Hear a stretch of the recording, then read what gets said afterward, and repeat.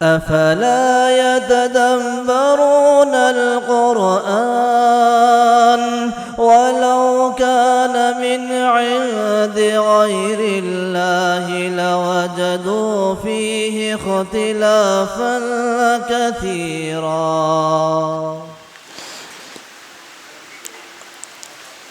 ان الحمد للہ والصلاة والسلام علی رسول اللہ اما بعد. معزز حاضرین،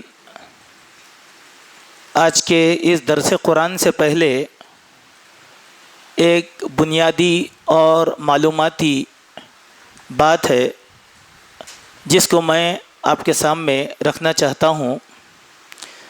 وہ بات یہ ہے کہ الحمدللہ رمضان المبارک کے مہینے میں عبادات کرنے کا شغف، دلچسپی بہت زیادہ ہمارے اندر بڑھتی جاتی ہے. اللہ تعالیٰ اس دلچسپی کو قبول فرمائے. لیکن اس دلچسپی میں بعض باتوں کا پاس و لحاظ رکھنا ضروری ہے. باوجود لوگوں کو کہنے کے باوجود وہ لوگ اس بات کا پاس و لحاظ نہیں رکھتے. اور وہ بات چھوٹی سی یہ ہے کہ سڑکیں روک کر، عوامی شاہراہیں روک کر، آنے جانے کے راستے روک کر نماز پڑھنا یہ مطلق جائز نہیں ہے. میں نے اس پر خطبہ بھی دیا تھا اور بار بار لوگوں سے بھی کہا. کل بھی بہت سے لوگوں کو میں نے روکا لیکن رکنے کے لیے تیار نہیں ہیں. دیکھیں، آپ کے جذبے کی قدر ہے، آپ کے جذبے کو سلام، لیکن کیا ہم اللہ کے رسول صلی اللہ علیہ وسلم کے حکم کے آگے کوئی عمل کر سکتے ہیں؟ اس بات کا خیال کریں. کیوں کہ عوامی راستوں کو روک کر عبادات کرنے سے صریح طور پر اللہ کے نبی صلی اللہ علیہ وسلم نے منع کر دیا ہے. جیسے ایک حدیث ہے، اس حدیث کے راوی حضرت جابر بن عبداللہ رضی اللہ عنہ ہیں. وہ بیان فرماتے ہیں کہ رسول اللہ صلی اللہ علیہ وسلم نے ارشاد فرمایا، وَإِيَّاكُمْ وَالصَّلَاةُ عَلَى جَوَادِ الطَّرِيقِ، اور راستے کے درمیان نماز پڑھنے سے بچو. تمہارے لیے ضروری ہے کہ تم راستوں کے درمیان نماز پڑھنے سے بچو. اسی طریقے سے یہ حدیث مسند احمد بن حنبل میں ہے، حدیث نمبر 2290. دیکھیے، صاف اللہ کے نبی نے کہہ دیا کہ نماز راستوں میں نہیں پڑھنا چاہیے، چاہے وہ جانوروں کا راستہ ہو، چاہے وہ انسانوں کے گزرنے کا راستہ ہو، کوئی بھی راستہ ہو، منع کیا گیا. دوسری حدیث اس دن میں یہ بیان کی گئی ہے کہ حضرت سیار بن معرور بیان فرماتے ہیں کہ رأى عمر بن الخطاب قوما يصلون على الطريق فقال صلوا في المسجد. حضرت عمر رضی اللہ عنہ نے کچھ لوگوں کو دیکھا جو راستے میں کھڑے ہو کر، شاہراہ پر کھڑے ہو کر، عوامی راستے میں، عوامی گزرگاہ میں کھڑے ہو کر نماز پڑھ رہے تھے. تو حضرت عمر رضی اللہ عنہ نے ان کو دیکھ کر کہا، لوگو تم اپنی نماز مسجد کے اندر پڑھو. سبحان اللہ. اس حدیث میں بھی حضرت عمر نے لوگوں کو نماز پڑھنے سے روکا. یہ روایت ابن ابی شیبہ میں آئی. اس روایت کا نمبر ہے 7828. اس کے بعد تیسری روایت اس دن میں یہ آئی ہے کہ حضرت سوید بن غفلہ یہ بیان فرماتے ہیں، عن سوید بن غفلہ انہ کان ینہا عن الصلاة علی الطریق، کہ حضرت سوید ابن غفلہ رضی اللہ عنہ لوگوں کو راستے میں نماز پڑھنے سے منع کیا کرتے تھے. یہ صحابی تھے اور یہ صحابی کا قول ہے اور یہ صحابی کی بات ہے. چنانچہ 3 روایتیں میں نے آپ کے سامنے عرض کر دیا ہے. اسی لیے ایسی جگہ پر نماز پڑھیں جو مسجد کے احاطے کے اندر آتی ہیں. اب آپ دیکھیں کہ ہم ہماری نماز ادا کر رہے ہیں، لیکن عوامی راستوں کو اگر ہم روک دیں گے تو لوگوں کو تکلیف دے کر ہم اپنی عبادت کیسے کرتے ہیں، ذرا سوچیے. آپ فرض کر لیں ہم اپنی بات کریں گے، ہماری مسجد کی بات کریں گے، دوسری مسجدوں کی بات نہیں کریں گے، اپنی مسجد کی بات. اگر ہماری مسجد کے سامنے کی یہ سڑک اگر روک دی جائے تو بتلائیے لوگوں کو آنے جانے میں کتنی دقتیں ہوں گی. پیدل لوگ بھی نہیں جا سکتے، گاڑی پر بھی لوگ نہیں جا سکتے، لا محالہ ان کو راستہ بدل کے جانا پڑے گا. اور یہ لوگوں کے لیے انتہائی مشکل کام ہے، تکلیف دینے والا کام ہے. عبادت خشوع خضوع کا نام ہے، اللہ کی رضامندی کا نام ہے. اسی لیے ہم اپنے تمام مصلی حضرات سے اس بات کی گزارش کرتے ہیں مسجد کے احاطے میں آپ نماز ادا کریں. کل الحمدللہ لوگ بہت زیادہ تھے. انشاءاللہ اس کے پیش نظر کچھ انتظامات کو بھی انشاءاللہ وسعت دی جائے گی. اس میں ہم خواتین سے گزارش کرتے ہیں سب سے اوپر کی منزل میں صرف آدھے حصے میں خواتین نماز پڑھیں, سامنے کا حصہ مرد حضرات کے لیے چھوڑ دیں. سب سے اوپر کا جو چھت ہے ہمارا تیسرا چھت, اس کا آدھا حصہ, کیوں کہ خواتین اوپر کی صرف 3 صفوں میں آ رہی ہیں, اسی لیے آدھے حصے سے خواتین نماز پڑھیں گی اور آدھے حصے میں مرد حضرات انشاءاللہ نماز پڑھیں گے. وہاں پر کل انشاءاللہ پردے کا انتظام کر دیا جائے گا. اور دوسرا, مسجد کا جو سیلر ہے انشاءاللہ تہجد کے لیے اس سیلر میں پارکنگ نہیں رہے گی, بلکہ سیلر کے اندر بھی نماز کا انتظام کیا جائے گا. تیسری بات, اگر مسجد ہر حیثیت سے فل ہو جائے, لوگوں سے گزارش کی جاتی ہے کہ وہ دوسری مساجد میں چلے جائیں نماز ادا کرنے کے لیے. مسجد عمر عصمت ہے, مسجد السلام ہے, مسجد ذوالنورین ہے, مسجد رابعہ ہے, کہیں پر بھی آپ نماز ادا کر سکتے ہیں. یہی نماز پڑھنے کی ضد لگانا یہ اچھی چیز نہیں ہے, جس کی وجہ سے لوگوں کو تکلیف ہوگی. اور یہ جب اللہ کے نبی نے پسند نہیں کیا تو پھر ہم لوگوں کو بھی پسند نہیں کرنا چاہیے. سیدھی بات. ہمارا روکنا کوئی افضل نہیں ہوتا, لیکن سنت کو پورا کرنا یہ بہت بڑی بات ہے. اس بات کا پاس و لحاظ تمام حضرات کو رکھنا یہ بہت ضروری ہے. اور ہم اگر ایک سنت پر عمل کریں گے تو اس سے راحت معلوم ہوگی, آنے جانے والوں کو بھی تکلیف نہیں ہوگی. لہذا کیا آپ اچھا سمجھتے ہیں کہ ہم نماز پڑھیں؟ کل بعض لوگ بول رہے تھے, کچھ نوجوان بچے جو ہیں نئے تھے, ہم لوگ جب روک رہے تھے تو ہم سے بھی الجھ گئے بچے کہ بھئی اتنے لوگ روک کر پڑھ رہے ہیں تو ہم لوگوں کو کیوں پڑھنے نہیں دے رہے ہیں؟ گزشتہ سال نہیں روکے تھے, یہ سال کیوں نہیں روکے, یہ سال کیوں روک رہے ہیں؟ میرے دوستوں, گزشتہ سال تک یہ حدیث ہم لوگوں کو معلوم نہیں تھی, اسی لیے ہم نہیں بولے آپ کو. اب تحقیق ہو کر حدیث ہمارے سامنے آئی تو ہم نے آپ کو کہہ دیا, تو کیا آپ سابقہ غلطی پہ اٹل رہیں گے؟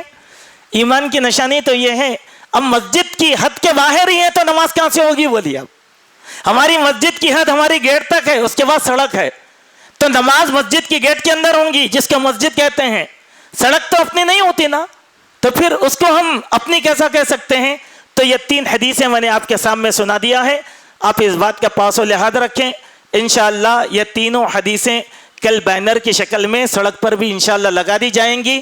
اگر اس کے بعد کوئی پڑھ رہا ہے بضد ہے تو اس کی اپنی مرضی کی بات ہے. وما علینا الا البلاغ, ہمارا کام تو پہنچانا ہے, ہم تو پہنچا دیا بات کو. ٹھیک ہے, اب آئیں. آج آپ نے قرآن مجید کا 22واں پارہ وَمَن یقنت کی تلاوت کی ہے. اس میں سورہ احزاب کی 53 آیات, سورہ سبا کی 54 اور سورہ فاطر کی 45, سورہ یاسین کی 21, اس طریقے سے 173 آیتیں آپ نے سماعت کیا ہے. سب سے پہلے سورہ احزاب, یہ مدنی سورت ہے جس کا کچھ حصہ کل آپ کے سامنے عرض کیا جا چکا ہے 30 آیات تک. آیت نمبر 31 سے لے کر 34 تک اللہ سبحانہ و تعالیٰ نے امہات المؤمنین کو نصیحتیں کی ہیں. آج کے پارے میں 31, لیکن یہ نصیحتیں جو آتی ہیں وہ سابقہ مضمون کے لحاظ سے یہ آیتیں آتی ہیں. آیت نمبر 28 سے لے کر آیت نمبر 34 تک اللہ تبارک و تعالیٰ نے امہات المؤمنین کو خطاب فرمایا اور ان سے ایک بات کہا کہ اے نبی کی بیویوں. اس کے پیچھے ایک واقعہ ہے, پہلے میں واقعہ آپ کے سامنے رکھ دیتا ہوں تاکہ آیت سمجھنے میں آسان ہو. تمام امہات المؤمنین ایک جگہ نظریاتی طور پر متحد ہو گئیں ایک بات کو لے کر کہ دیکھو فلاں کو دیکھو, فلاں کو دیکھو, فلاں کو دیکھو, کتنی اچھی زندگی گزار رہے ہیں اور ان کے اپنے گھر والے ان کا خرچ وغیرہ پورا دے رہے ہیں, لیکن ہمارا جو روزینہ اللہ کے نبی عطا کر رہے ہیں اس سے ہماری حاجات اور ضروریات پوری نہیں ہو رہی ہیں. لہذا ہم کیا کریں گے؟ آج سب مل کر اللہ کے نبی صلی اللہ علیہ وسلم سے گزارش کریں گے کہ ہماری روزینے میں اضافہ کر دو تاکہ ہماری حاجات اور ضروریات یہ پوری ہو سکے. متحدہ, اور ان لوگوں کا مطالبہ کوئی غلط مطالبہ نہیں تھا, گھریلو زندگی کے لحاظ سے صحیح مطالبہ تھا.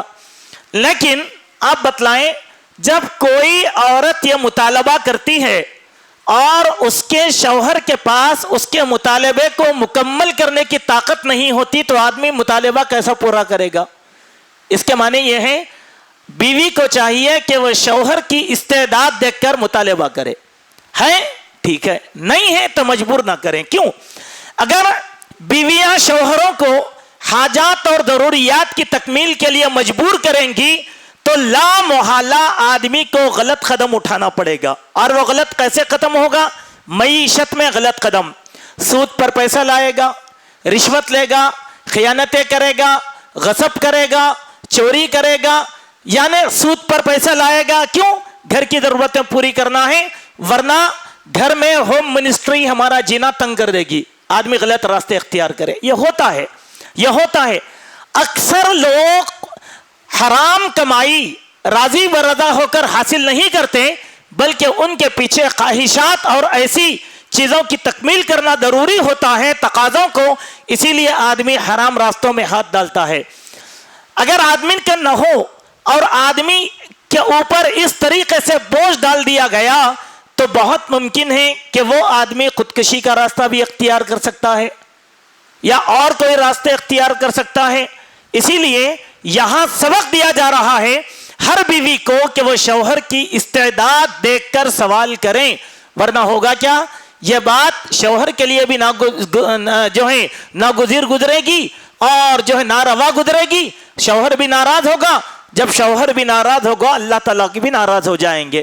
تو امہات المومنین نے ایسا ہی مطالبہ کیا تھا اور وہ جمع ہو کر اللہ کے نبی سے کہا تو اللہ تبارک و تعالیٰ کو یہ ادا ناپسند گزری، چونکہ نبی کا معاملہ تھا، نبی تو خیانت نہیں کر سکتا، نبی تو حرام نہیں لا سکتا، یہ معاملہ اللہ تبارک و تعالیٰ کو بڑا ناپسند گزرا۔ تو یہ آیتیں اللہ تعالیٰ نے اتارا جس میں اللہ نے کہا اے نبی اپنی بیویوں سے صاف صاف یہ کہہ دو ان کن تردن الحیات الدنیا وزینتہا، اگر تم کو دنیا کا مال و متاع اور اس کی خوبصورتی چاہیے، تعالین تو جو مانگنا ہے وہ مانگ لو، امتعکن واسرحکن سراحا جمیلا، تو وہ تم کو نواز دیا جائے گا۔ لیکن ایک بات یاد رکھنا کہ پھر تمہارے ساتھ نبی کی زندگی کا کوئی تعلق باقی نہیں رہے گا۔ مطالبہ کر لو کیا چاہیے تم کو؟ دنیا کی آسائش، فریج چاہیے لے لو، ٹی وی چاہیے لے لو، گھر کی خوبصورتی چاہیے لے لو، جو چاہے مانگ لو، لیکن بعد میں کیا ہوگا؟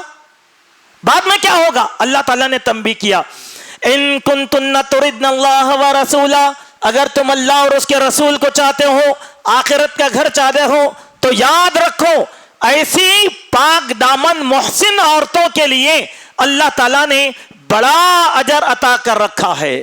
پھر کہا اے نبی کی بیویوں تم عام عورتیں نہیں ہیں، تم میں سے کوئی کسی قسم کا کوئی منکر کام کرے تو اللہ تعالیٰ دوسروں کے مقابلے میں تم کو دوہرا عذاب عطا فرمائے گا۔ سوال یہ ہے کہ امہات المومنین سے کوئی منکر کام ہو سکتا تھا؟ نہیں۔ یہاں بات کیا کہی جا رہی؟ تم آئیڈیل ہو لوگوں کے لیے، تم نمونہ ہو لوگوں کے لیے، لوگ تمہاری عملی زندگی کو دیکھیں گے، اسی لیے کوئی غلطی کا اگر تم کام کرو گے لوگوں کو تو ایک ٹھیری گناہ دیا جائے گا، لیکن تم نبی کی بیویاں ہو، یہ تمہاری خصوصیات ہیں، اسی لیے دوہرے درجے کا عذاب اللہ تعالیٰ تم کو عطا فرمانے والا ہے۔ پھر کہا وَمَن يَقْنُتْ مِنْكُنَّ، جو کوئی اللہ اور اس کے رسول کے لیے قناعت پسندی کرے گی، عمل صالح کرے گی، اللہ تعالیٰ دوہرا اجر عطا فرمائے گا۔ وَأَعْتَدْنَا لَهَا رِزْقًا كَرِيمًا، اور ایسی عورتوں کے لیے ہم نے بہترین عزت کی روزی عطا کر رکھا ہے۔ پھر اس کے بعد کہا اے نبی کی بیویوں تم عام عورتوں کی طرح نہیں ہو، تم اللہ کا تقوی اختیار کرو، اپنی بات چیت کے اندر جو ہے خشوع اور خضوع اور درمیان کی چال اختیار کرو، پستی اختیار کرو، کیونکہ بیمار لوگ کہیں اپنے دلوں میں تمہارے بارے میں کوئی غلط گمان نہ کریں۔ پھر کہا اے نبی کی بیویوں تم اپنے گھروں کو لازم پکڑو، جاہلیت کی عادتوں کی شعار مت اختیار کرو، نمازوں کو قائم کرو، زکوٰۃ دیتی رہو، اللہ اور اس کے رسول کی اطاعت کرتی رہو۔ اس کے ذریعے سے اللہ تعالیٰ اہل بیت کو پاک کرنا چاہتا ہے گندگیوں سے۔ اے نبی کی بیویوں اپنے گھروں کو لازم پکڑو، اللہ کا کلام پڑھو، اللہ کی آیتیں پڑھو اور حکمت کی باتیں کرو، بے شک اللہ تعالیٰ باریک چیزوں کی خبر رکھنے والا ہے۔ پھر کہا یہ بھی یاد رکھو مسلمان مرد مسلمان عورت کے لیے ہیں، مومن مرد مومن عورت کے لیے ہیں، قناعت کرنے والے مرد قناعت کرنے والی عورتوں کے لیے ہیں، سچ بولنے والے مرد سچ بولنے والی عورتوں کے لیے ہیں، صبر کرنے والے مرد صبر کرنے والی عورتوں کے لیے ہیں، اللہ سے ڈرنے والے مرد اللہ سے ڈرنے والی عورتوں کے لیے ہیں، سچ بولنے والے مرد سچ بولنے والی عورت کے لیے ہیں، روزے دار مرد روزے دار عورت کے لیے ہیں، اپنے عصمتوں کی حفاظت کرنے والے مرد ایسی ہی عورتوں کے لیے ہیں، اللہ کا کثرت سے ذکر کرنے والے مرد اللہ کا کثرت سے ذکر کرنے والی عورتوں کے لیے ہیں، اعد اللہ لہم مغفرۃ و اجرا عظیما، ان لوگوں کے لیے اللہ تعالیٰ نے بڑا اجر مقرر کر رکھا ہے۔ یہ خلاصہ ہے اللہ کے نبی کی بیویوں کا، یہ آیتیں اللہ کے نبی کی بیویوں کے بارے میں اللہ تعالیٰ نے نازل کیا۔ اب آئیں، جب یہ آیتیں نازل ہوئیں اللہ کے نبی صلی اللہ علیہ وسلم کے سامنے امہات المومنین نے جب مطالبہ کیا، اللہ کے نبی بھی ان لوگوں سے خفا ہوئے، اللہ بھی خفا ہوا۔ اس کے بعد اللہ کے نبی علیہ السلام نے ان لوگوں سے کہا عائشہ تم اپنے والد سے اپنے مستقبل کے بارے میں مشورہ کر لو۔ بولے کہ یا رسول اللہ میرے مستقبل کے بارے میں میرے والد سے کیا مشورہ کروں؟ کس بات کا مشورہ؟ اللہ کے نبی نے کہا کہ دیکھو تمہارے مطالبے پر اللہ تعالیٰ نے ابھی یہ آیتیں نازل کیا ہے۔ سبحان اللہ۔ اب حضرت عائشہ کو کیا بولنا چاہیے تھا؟ گھبرا گئے، بولے یا رسول اللہ یہ مشورہ میرا نہیں تھا اس کا تھا۔ انہوں بولے نہیں یہ میرا مشورہ نہیں تھا ان کا تھا، میں نے چاہ رہی تھی آپ کو بولنا، انہوں بولنا چاہ رہے تھے، ایک دوسرے پہ بات کو ڈھکلنے لگے۔ بولے نہیں ہم کو اللہ اور اس کا رسول ہی سب سے زیادہ پسند ہے، یہ سب دنیا کی زندگی ہم لوگوں کو نہیں چاہیے۔ سبحان اللہ۔ اب ہم نے جو اثرات نمودار ہوتے ہیں ان اثرات کو بھی آپ کے سامنے رکھ دیا ہے۔ اس کے بعد ایک اور آیت سے ہمارا گزر ہوا جو آج کے اس درس کی آیت نمبر 35 ہے، جس میں اللہ سبحانہ و تعالیٰ نے ایک واقعہ اللہ کے نبی صلی اللہ علیہ وسلم کا بیان فرمایا ہے۔ وہ یہ تھا کہ ایک صحابی تھے جن کا نام تھا زید بن حارثہ، جو اللہ کے نبی کے خادم خاص تھے، اور اتنے خاص تھے کہ جاہلیت کے زمانے میں لوگوں نے کہہ دیا کہ گویا یہ نبی کے بیٹے ہیں۔ کیا کہا؟ زید بن محمد کہا کرتے تھے ان کے بعد لوگ۔ اللہ کے نبی نے ان کی قربت کی وجہ سے ان کا نکاح اپنی پھوپھو کی لڑکی حضرت زینب سے کروا دیا، جو بڑے اعلیٰ اقدار کی مالک تھیں، خوشحال گھرانے کی مالک تھیں۔ لیکن ہوا یہ کہ دونوں کی جم نہیں سکی۔ تب اللہ تعالیٰ نے آسمان سے ایک فیصلہ نازل کیا۔ فیصلہ کیا تھا کہ اے نبی زید سے کہو کہ وہ اپنی بیوی کو طلاق دے دے،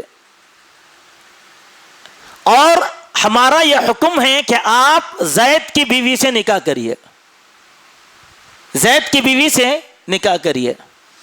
چونکہ زمانہ کیا کہتا تھا؟ متبنہ کو زید بن محمد۔ پرسوں بھی یہ درس میں بات آئی تھی کہ کسی کو گود لینے کے بعد کیا مسائل ہوتے ہیں۔ اس واقعے سے گود لینے والوں کو بڑی نصیحت ملتی ہے۔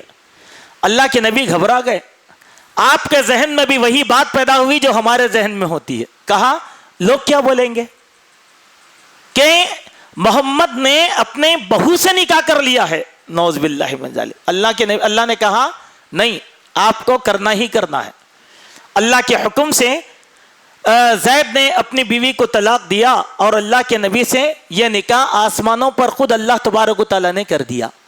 اسی لیے حضرت زینب ہمیشہ جب بھی اپنی سوکنوں کے ساتھ بیٹھتی تھی تو فقریہ طور پر کہتی تھی کہ میرا تو اعزاز یہ ہے کہ اللہ تعالیٰ نے آسمانوں پر میرا نکاح پڑھایا ہے۔ سبحان اللہ۔ ہو گئی بات۔ تو اللہ تعالیٰ یہ آیتوں کو نازل کیا اور اللہ کے نبی کو جو ہے تنبیہ کیا۔ کہا وَمَا كَانَ لِمُؤْمِنٍ وَلَا مُؤْمِنَةٍ إِذَا قَضَى اللَّهُ وَرَسُولُهُ أَمْرًا، کسی بھی مرد مومن کے لیے اور نہ مومنہ کے لیے یہ جائز ہو سکتا ہے کہ جس مسئلے کا حکم اللہ نے دے دیا اس کو اپنے دل میں کسی قسم کی تنگی محسوس کرے. سبحان اللہ. اللہ کا حکم ہے نا فوراً کر دینا, رسول اللہ کا حکم ہے فوراً کر دینا. یہ کیسا ہو سکتا, یہ ہم کیسا کریں گے, زمانہ کیا کہے گا, ہم یہ سوچنے والے نہیں ہیں. کیوں؟ اللہ نے کہا یہ بات کو. پھر اس کے بعد فرمایا کہ وَمَن يَعْصِ اللَّهَ وَرَسُولَهُ فَقَدْ ضَلَّ ضَلَالًا بَعِيدًا, جو کوئی اللہ اور اس کے رسول کی نافرمانی کرے گا وہ دور کی گمراہی میں نکل جائے گا. پھر اللہ تعالیٰ نے کہا کہ اللہ تبارک و تعالیٰ کا تقوی اختیار کرو, اپنے دل میں کسی چیز کو چھپانے کی کوشش نہ کرو, اور لوگوں سے ڈرنے کی آپ کو ضرورت نہیں ہے, کیونکہ ڈرنے کا حق اللہ تبارک و تعالیٰ سے ہے. سب سے زیادہ اللہ کا خوف دل میں بسایا جائے. لہذا جب زید نے اپنی بیوی کو طلاق دے دیا تو اللہ تبارک و تعالیٰ نے اللہ کے نبی صلی اللہ علیہ وسلم سے نکاح کر دیا. اب آئیں بات کو, یہاں ایک مسئلہ حل ہو گیا, پالکڑے اولاد کی حیثیت کیا ہوتی ہے. اسی لیے نہ کسی کی اولاد کو پال لو اور نہ اس کو اپنی اولاد بنانے کی کوشش کرو. کہیں پر بھی شریعت میں اس کی کوئی گنجائش ہرگز نہیں ہے. اگر آپ اب دنیاوی سطح پر کر لیں گے تو بعد میں بہت زیادہ مسائل پیدا ہو سکتے ہیں. جو مسائل ہوتے ہیں پچھلے درس میں ہم نے آپ کے سامنے رکھنے کی کوشش کیا. اس کے بعد آیت نمبر 40 سے ہمارا گزر ہوا, جس میں اللہ تعالیٰ نے نبی کریم صلی اللہ علیہ وسلم کے بارے میں ایک بات بیان فرمایا. ما کان محمد نبا احد من رجالکم ولکن رسول اللہ وخاتم النبیین. اے لوگوں سن لو کہ اللہ کے پیارے نبی محمد رسول اللہ صلی اللہ علیہ وسلم تم میں سے کسی نرینہ اولاد کے باپ نہیں ہیں. یہ بات اللہ تعالیٰ نے صاف صاف کر دیا اور کہا وَلَٰكِن رَسُولَ اللَّهِ وَخَاتَمَ النَّبِيِّينَ, لیکن وہ اللہ کے رسول ہیں اور نبوت ان پر ختم کر دی گئی ہے. دیکھیے دو چیزوں کو اللہ تعالیٰ نے یہاں پر الگ کر کے بیان کیا. نمبر 1, اللہ کے نبی کسی نرینہ اولاد کے باپ نہیں ہیں, یعنی نبی کو بیٹے تھے لیکن ان کا انتقال بچپن میں ہی ہو گیا. اس میں حکمت ہے اللہ تبارک و تعالیٰ کی, اس حکمت کو اللہ نے کہہ دیا یہاں پر. اگر بیٹا ہوتا تو قدشہ یہ تھا کہ یہ امت اس بیٹے کو نبی بنا لیتی تھی. یہ علم اللہ کو اچھی طریقے سے ہے, اسی لیے بعد میں کیا کہا وَلَٰكِن رَسُولَ اللَّهِ وَخَاتَمَ النَّبِيِّينَ, لیکن محمد صلی اللہ علیہ وسلم اللہ کے رسول ہیں. رسالت آخرت قائم ہونے تک رہے گی اور آپ پر نبوت ختم کر دی گئی.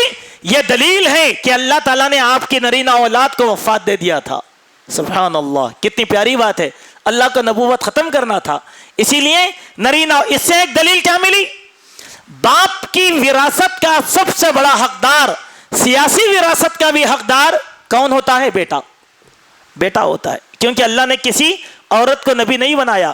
اگر بیٹا ہوتا تو کہیں لوگ اس کو بھی نبی نہ بنا لیتے, اس کو بھی اگر نبی بنا لے تو امت کے اندر ایک نیا مسئلہ شروع ہوتا, کیونکہ اللہ کے نبی ختم النبیین ہیں.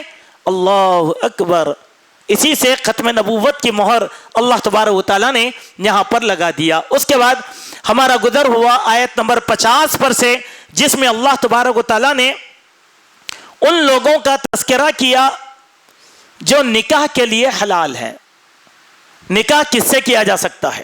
تو اس میں صاف صاف اللہ تعالیٰ نے کہہ دیا کہ غیر محرم جو رشتے ہیں ان لوگوں سے نکاح حلال ہے.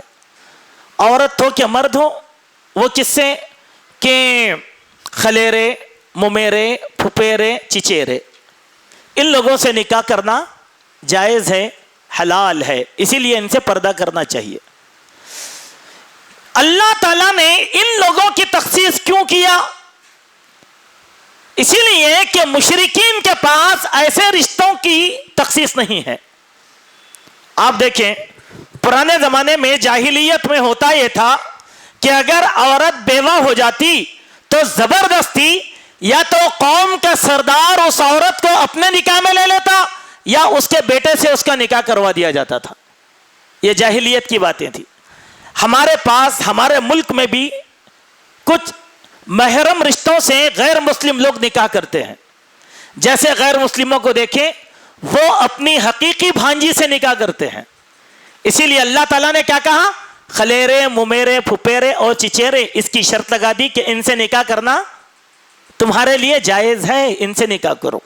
اب اس کے بعد کے رشتے سارے کے سارے ہمارے لیے اللہ تبارک و تعالیٰ نے حلال کر دیے ہیں. اس کے بعد اللہ تبارک و تعالیٰ نے آیت نمبر 53 اور 54 میں نبی کریم صلی اللہ علیہ وسلم کے گھر میں داخل ہونے کے آداب بیان فرمائے ہیں. کہا کہ اے ایمان والو، تم نبی کے گھروں میں داخل نہ ہو بنا کسی اجازت کے. اگر تم لوگوں کو کھانے کے لیے بلایا گیا تو تم کھانا کھا لو، اور فَإِذَا طَعِمْتُمْ فَانْتَشِرُوا، جب کھانے سے فارغ ہو جاؤ تو کیا کرو؟ پھیل جاؤ. اب کھانے پھیل جاؤ، ٹھیک ہے؟ کیونکہ السلام علیکم، ماشاء اللہ، کیونکہ تمہارا اپنے گھروں میں بیٹھنا نبی کے لیے بڑا گرا گزرے گا. نبی رحم دل ہیں، تم کو کچھ نہیں کہہ سکیں گے. یہ نبی کو تکلیف دینے والی بات ہے. سبحان اللہ. اب آئیں، یہ عمومی طور پر یہ حکم تو نبی کریم صلی اللہ علیہ وسلم کو دیا گیا، لیکن اس میں ہمارے لیے کیا حکم ہے؟ یہ حکم ہمارے لیے بھی ہے. آپ اگر کسی رشتہ دار کے گھر چلے جائیں گے، کھانا کھا لیں گے، دعا دے دیں گے، ماں سلام، فوراً چلے جائیں گے. اگر آپ کسی دعوت میں جائیں گے، کھانا کھا لیں گے، میزبان سے اجازت لے لیں گے، دعا دے دیں گے اور چلے جائیں گے. گھر کے اندر بیٹھ، ہو سکتا ہے مجھے کچھ کام ہو، مجھے نیند آ رہی ہو، لیکن میں بے تکلفی میں آپ کو کچھ کہہ نہیں سکتا، لیکن مجھے تکلیف ہو رہی ہو. اللہ تبارک و تعالیٰ نے اس کے ذریعے سے ہمارے لیے کچھ احکام بیان فرمائے ہیں. ان احکام کو ہم دل میں بسانا اور اس پر عمل کرنا یہ ہمارے لیے بہت زیادہ ضروری ہے. اس کے بعد دیکھیں سورہ سبا کا آغاز ہوا. سورہ سبا، اس سورت میں 54 آیتیں ہیں. اس سورت کا آغاز، اس میں ملکہ سبا کا اللہ تبارک و تعالیٰ نے تذکرہ کیا. ایک ملکہ تھی سبا کی مالک، ملکہ سبا جس کو کہا جاتا تھا، یا اس جگہ کا نام ہو یا اس ملکہ کا نام ہو، واللہ عالم. لیکن سبا ایک قوم تھی، ملکہ سبا، اور ایک قوم تھی سبا، اور وہاں کی ایک مہارانی بھی تھی. تو اس قوم کا تذکرہ یہاں پر کیا گیا. اس میں 54 آیتیں ہیں. اس سورت کا آغاز اللہ تبارک و تعالیٰ نے اپنی حمد و ثنا کے ذریعے سے کیا کہ الحمدللہ، تمام تعریفیں اللہ تبارک و تعالیٰ کے لیے ہیں جس کے لیے زمین اور آسمان کی خدائی ہے.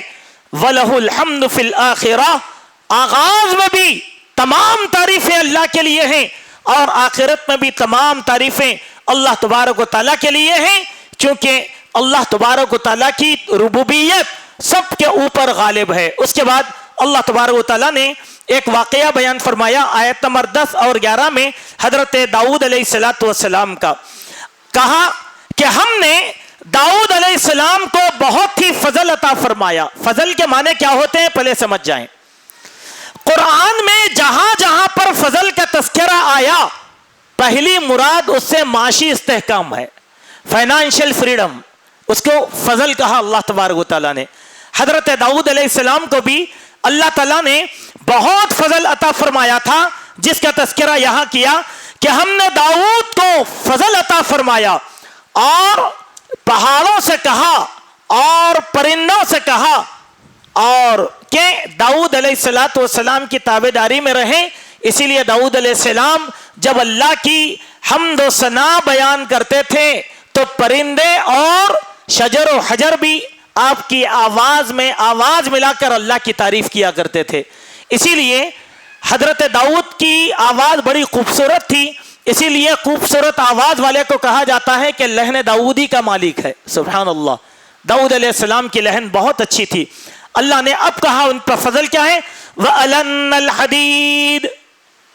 الن الحدید کے معنی کیا ہوں گے؟ ہم نے داؤد کے لیے لوہے کو بہا دیا تھا. سبحان اللہ. یعنی داؤد علیہ السلام کو لوہا ایسا نہیں ملتا تھا جیسے ہم کو ملتا ہے. پہاڑوں میں سے سخت لوہا نکالا, اس کو پروسیس کیا, اس کے بعد لوہا بنایا گیا. یہ ہمارے لیے آج ہوتا ہے, لیکن اللہ تعالیٰ داؤد علیہ السلام پر اتنا مہربان تھا کہ لاوا جو ہوتا ہے پگھلا ہوا, وہی لاوا اللہ تعالیٰ نے داؤد علیہ السلام کو دے دیا تھا. نمبر 1. پھر داؤد سے کیا کہا؟ ان اعمل سابغات وقدر فی السرد. اے داؤد, تم اس کے ذریعے سے لوہے کی زرہیں بناؤ اور اس میں گھاٹی لگاؤ. دیکھیے اللہ نے فن سکھایا, صنعت کاری سکھائی اللہ تعالیٰ نے. کیا کہا؟ یہ لوہا ہم نے دیا, اس لوہے کے ذریعے سے تم کیا کرو؟ زرہیں بناؤ. زرہ کہتے ہیں وہ لوہے کا کپڑا, وہ لوہے کا ڈریس جو جنگوں کے اندر پہنا جاتا ہے, خوات سر پر پہنا جاتا ہے. ہمارے لباس کی طرح چینوں کا ڈریس ہم پہنتے ہیں تاکہ دشمن کے وار سے محفوظ رہا جا سکے. تلوار کی لڑائی پہلے ہوتی تھی, کہیں تلوار نہ لگ جائے, اسی لیے تلوار سے لڑنے والے لوگ اپنے اوپر وہ لباس جو ہیں پہن لیا کرتے تھے. یہ فن داؤد علیہ السلام کو اللہ نے سکھایا, اور اللہ نے بھی آئیڈیا دیا. کیسے؟ کہا کہ تم اس کے اندر موڑ کر گرا لگاؤ, ایسے گرا لگاؤ. یہ حکم اللہ نے دیا. آپ چین دیکھیں, چین کیسی بنائی جاتی ہے؟ ایک چین کو دوسری چین کے اندر گرا لگائی جاتی ہے. سبحان اللہ. معلوم کیا ہوا؟ لوہار یا حداد کی جو صنعت ہے وہ صنعت الہی صنعت ہے, اللہ نے اس کی آئیڈیالوجی دی ہے.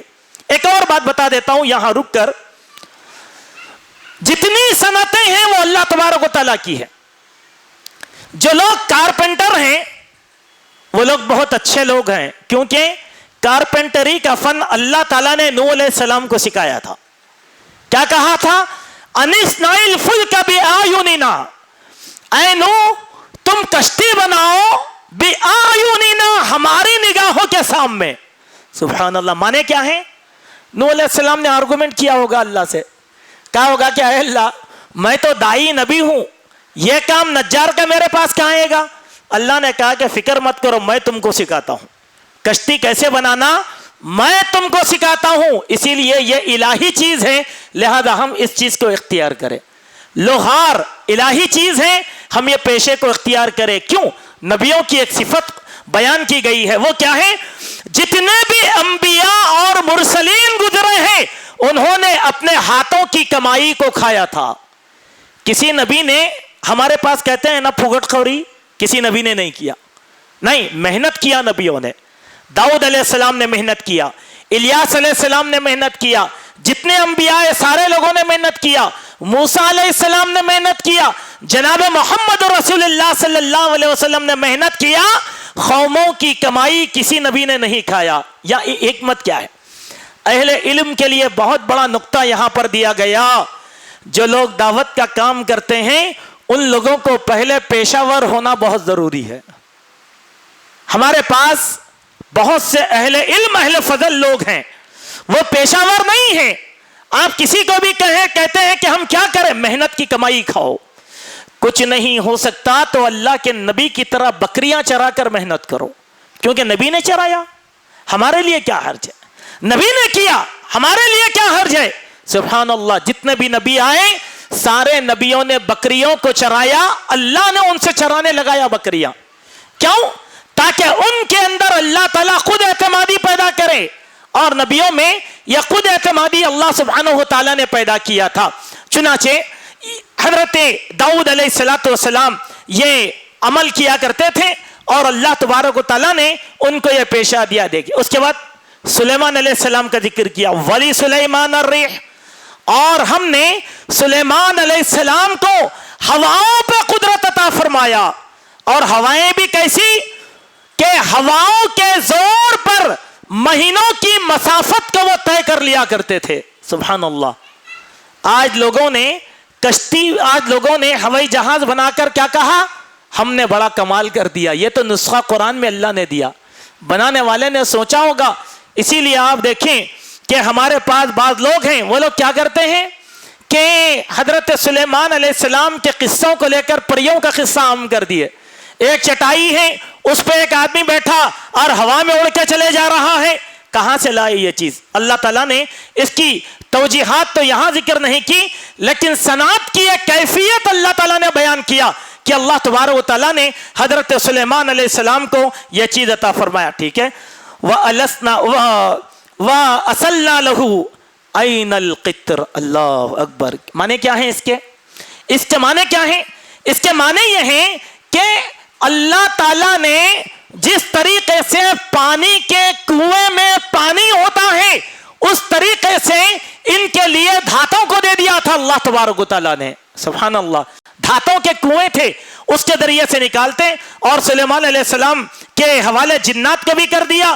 اور حضرت سلیمان علیہ السلام بھی پیشہ اختیار کیے ہوئے تھے. وہ کیا کرتے تھے؟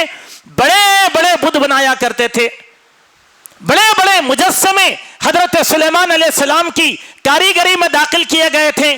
یہی نہیں, بڑی بڑی دیگیں حضرت سلیمان علیہ السلام بنایا کرتے تھے. تانبے کی جو دیگیں ہیں اس کا فن حضرت جو ہے سلیمان علیہ السلام نے ایجاد کیا. اللہ تعالیٰ نے ان کی رہنمائی کی دھاتوں کے ذریعے سے. سبحان اللہ. تو میرے بھائیوں, یہ جو آیتیں ہیں, یہ آیتیں ہم کو اس بات کی رہنمائی کرتی ہیں کہ ہم محنت کی کمائی کھائیں. ایک بات, یا ہم 1 منٹ کے لیے رکیں گے اور امت کو اس بات کی نصیحت کریں گے کہ میرے بھائیوں, پیشہ تجارت کو اختیار کرو, ملازمت کو اختیار مت کرو. ملازمت سے کبھی بھی سرخروئی ہونے والی نہیں ہوتی, لیکن تجارت مسلمانوں کی نس نس میں ہونی چاہیے. صحابہ سارے کے سارے تاجر تھے, کوئی صحابی کسی کا غلام نہیں تھا. صحابہ نے محنت کیا, مزدوری کیا, اپنے پسینے کی کمائی کھائے. اور یہی پیغام اللہ تعالیٰ قرآن کے ذریعے سے ہم لوگوں کو دیتا ہے. ہمارے نوجوانوں کی بہت بڑی اکثریت ہے, وہ کیا چاہتی ہیں؟ تعلیم یافتہ ہو گئے تو وہ چاہتی ہیں کہ اب کہیں ملازمت مل جائے, لہذا وہ در بدر کی ٹھوکریں کھاتے پھرتے ہیں.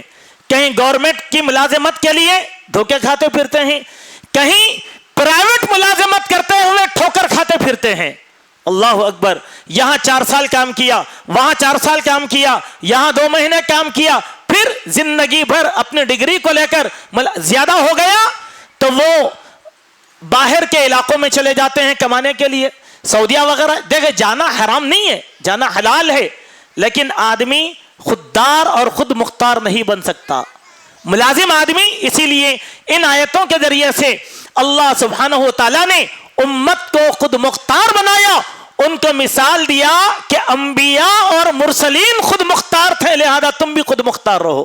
سبحان اللہ. لہذا ہم یہ کہنا چاہتے ہیں, آپ اپنی اولاد کو بجائے باہر بھیجنے کے, آپ جو ہیں اپنی اولاد کو چھوٹی ہی صحیح تجارت لگا کے دیجئے. 1 سال چھوٹی رہے گی, 2 سال چھوٹی رہے گی, تجربہ ہوگا تو وہ لوگ ترقی کرتے جائیں گے, وہ لوگ ترقی کرتے جائیں گے. یہ ہمارے لیے بہت زیادہ ضروری ہے.